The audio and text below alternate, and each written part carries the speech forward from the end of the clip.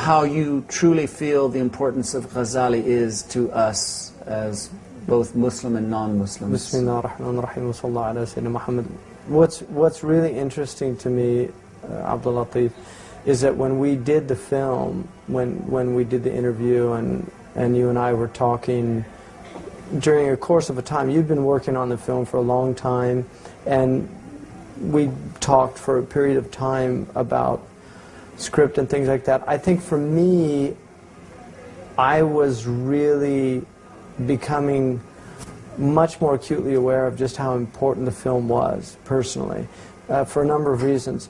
The first and most important reason is I don't think I mean, I can honestly say we do not know who Imam al-Ghazali was.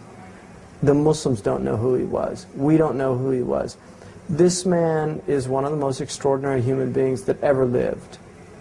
If you take all of recorded time, all the people that we know, Socrates, Plato, Aristotle, the great Greeks, if you take the great Hindu, the great Buddhist sages, all these people that have left things behind, if you take all of the great Muslim sages, Imam al-Ghazali is in such a rarefied community. I mean, these people are a handful of people, and he's one of them. And knowing him at a deeper level, I think, is really important for the Muslim community, but I think it's also incredibly important for the non-Muslim community as well, because this man is speaking to all of us. Imam al-Ghazali is speaking to the world, and he's speaking to every man and every woman, and his voice is a voice that has been drowned out in the modern world. It's the voice of the sage. Imam al-Ghazali talks about the three elements of the soul that are in every human being: the pig, the dog, and the sage. And the pig and the dog, the pig is squealing and the dog is barking today, but we're not hearing the sage. And he is that voice. He's the voice of the sage, and he's really challenging us to get control of the pig and the dog, because while they're important to our souls, they're there for a reason. The concupiscent soul, what's called the lustful soul, and the irascible soul, they're important, those elements of the soul. But the rational soul, the spiritual component within man, that's the element that's so sorely missing in the current scenario.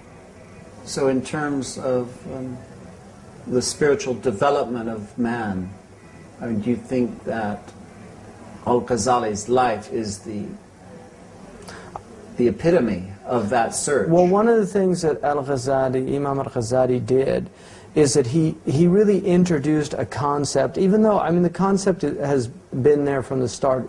He introduced it in a way that's really quite unique in the Muslim tradition. He introduces the concept of the wayfarer, the salik. And he extends that concept beyond the Muslim community. He literally describes the entire planet as wayfarers, that we're all wayfarers. And this is essentially, in the Christian tradition, it's the voice of Dante. Dante's Divine Comedy is really about the wayfarer, that you are on an individual journey to God. And Dante's talking about himself. In the middle of my life, I found myself in a dark wood, and I was lost. And then he talks about the leopard, the lion, these elements of the soul.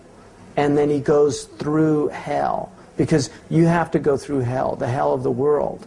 And then to realize what the world is calling you to, if you answer the call of the world. And then he goes to the mountain of purgatory, and that purification that has to take place.